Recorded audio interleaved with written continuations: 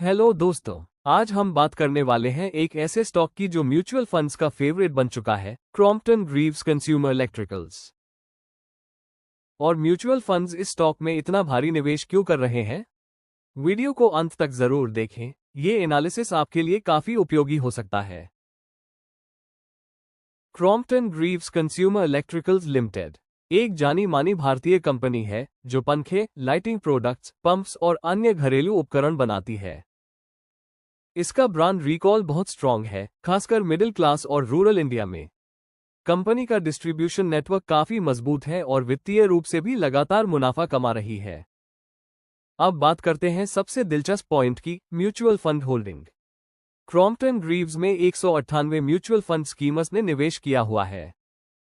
कुल होल्डिंग है 47.38%, जो BSE 500 की सभी कंपनियों में सबसे ज्यादा है। इसका मतलब ये है कि संस्थागत निवेशक इस कंपनी पर लंबी अवधि के लिए भरोसा जता रहे हैं। म्यूचुअल फंड्स ऐसे ही किसी स्टॉक में पैसा नहीं लगाते, वो मैनेजमेंट, फाइनेंशियल्स और इंडस्ट्री ग्रोथ को अच्छे से जांचते हैं। चलिए अब बात करते हैं शेयर प्राइस और एनालिस्ट टारगेट की।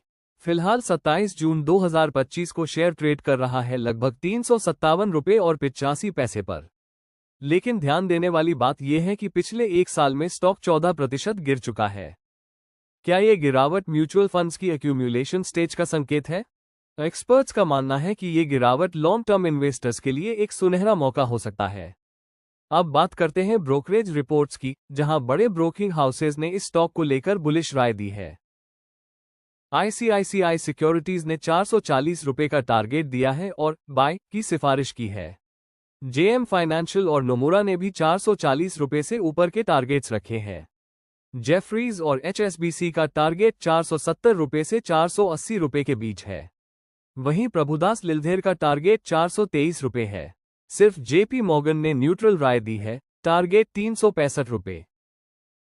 एक और महत्वपूर्ण पॉइंट है, प्रमोटर होल्डिंग शून्य है।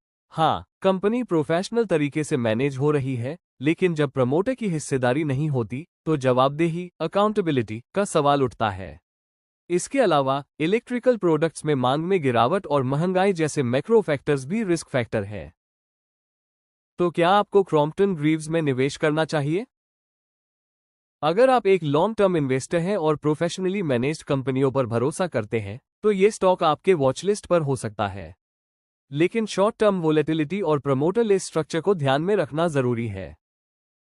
और याद रखें, कोई भी निवेश या विनिवेश निर्णय अपने फाइनेंशियल एडवाइजर की सलाह के बिना ना लें। अगर आपको ये इन्फॉर्मेशन पसंद आया हो तो वीडियो को लाइक करें, शेयर करें और स्टॉकविडिया को सब्सक्राइब करना न भूलें। मिलते हैं अगली वीडियो में।